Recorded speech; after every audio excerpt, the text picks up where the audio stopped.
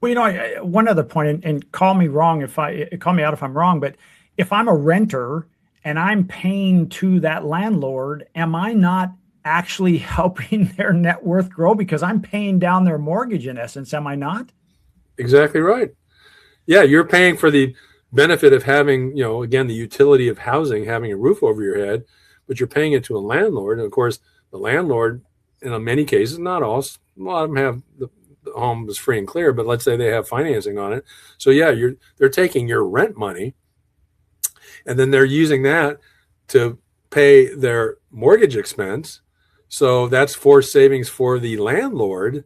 And because they own the home, they're now enjoying that appreciation combined with the forced savings. So that's what's creating their wealth. And you, as the renter, how are you participating in that?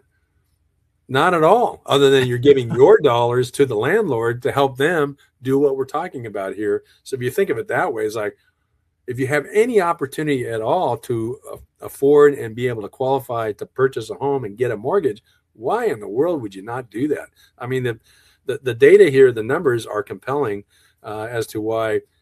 I don't know why most folks would want to be a renter when you have this opportunity. Now, again, not everybody's going to feel this way. And, again, God bless you if you want to stay as a renter. But for some of you out there, you really kind of take a harder look at this because there's an opportunity here you're missing.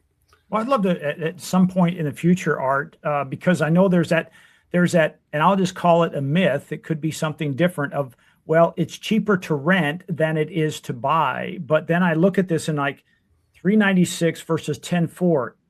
Is it really cheaper to go that route? Because it seems like, well, if I pay roughly the same amount for rent as I do buying a home, except one is a forced saving that keeps the appreciation and the leverage that you're talking about here. That seems like a no-brainer. Well, it should be. But the problem is most folks who are on the renting side, they kind of justify what they're doing.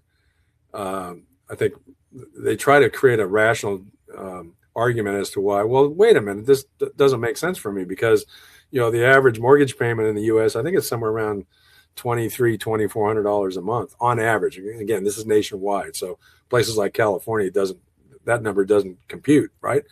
But you take that versus the average rent again nationally is maybe I would say $700-800 a month less. So you go, here it is. If I got to pay $2,400 a month to own, but I can only have to pay $1,600 a month to rent, why am I not better off renting? It's cheaper. Well, not really when you compare the other part that you're leaving out, the creation of the wealth because you're paying for an appreciating asset versus the lower amount you're paying where you aren't paying, you're not getting any asset and no asset growth from those dollars.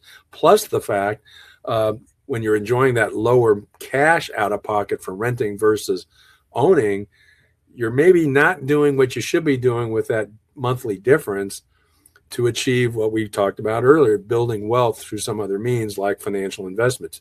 Most renters, even though, you can talk a big game, most of you just aren't doing it.